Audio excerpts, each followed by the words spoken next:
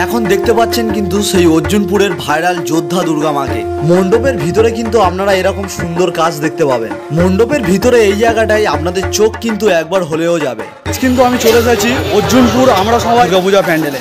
তো চলুন প্যান্ডেলটা দর্শন করা যায়। আজ ছিল কিন্তু সপ্তমী, আর এই সপ্তমীর দিনকে দেখতে পাচ্ছেন কত মানুষের ভিড় কিন্তু এই অর্জুনপুর আমরা সবাই দুর্গাপূজা প্যান্ডেলে। আর এই ভিড় ঠেলে ঠেলে কিন্তু পৌঁছে গেলাম পূজা প্যান্ডেলের ঠিক সামনে। প্যান্ডেলের ভিতরে প্রবেশ করার পথেই দেখতে পাবেন এখানে কিন্তু বাঁশের কিন্তু প্রচুর কাজ করা রয়েছে এবং তার সামনে কিন্তু এরকম মেটেলের বল ঝোলানো হয়েছে।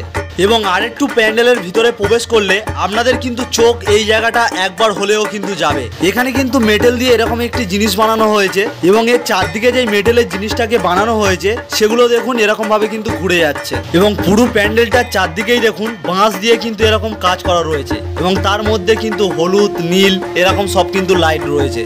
এবারে আপনারা যদি এখানটায় একটু ভালো করে লক্ষ্য করেন তো এই জায়গাটায়ও কিন্তু মেটেলের যেই বলগুলো সেগুলো দিয়ে কিন্তু এরকম একটি জিনিস বানানো হয়েছে এবং এই মেটেলের যেই বলগুলো রয়েছে পেছনের বলটা দেখুন ঘুরছে, সামনেরটা কিন্তু দাঁড়িয়ে রয়েছে এবং তার সামনে যেই চক্র মতন করা রয়েছে এটাও কিন্তু ঘুরছে এবং এর ঠিক পেছন দিকে রয়েছে কিন্তু কাঁচের আয়না। এখানে কিন্তু কাছাকাছি যদি আপনারা যান তাহলে কিন্তু আপনাদের মুখও দেখতে পাবেন এখানে।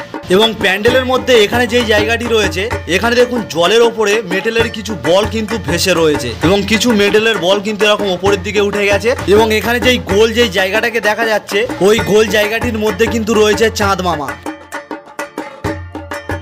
এবং এই প্যান্ডেলের নিচের দিকে কিন্তু এরকম টনচিপ ফেলা রয়েছে এবং টনচিপের মধ্যে কিন্তু মেটেলের বল এবং পাত দিয়ে কিন্তু এরকম ফুল এবং গাছ বানানো হয়েছে যেগুলো দেখতে কিন্তু দারুণ লাগছে।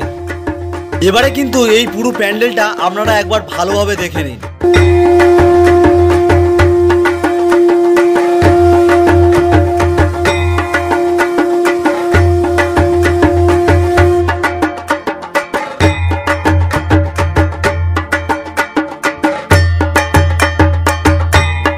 তো এবারে কিন্তু আপনারা দেখতে পাচ্ছেন এই প্যান্ডেলের এবছরের মা দুর্গাকে। এখানে কিন্তু মা দুর্গাকে যোদ্ধা রূপে কিন্তু দেখানো হয়েছে এবং এর ঠিক নিচের দিকে কিন্তু রয়েছে কার্তিক, গণেশ, লক্ষ্মী, সরস্বতী সবাই কিন্তু বসে রয়েছে।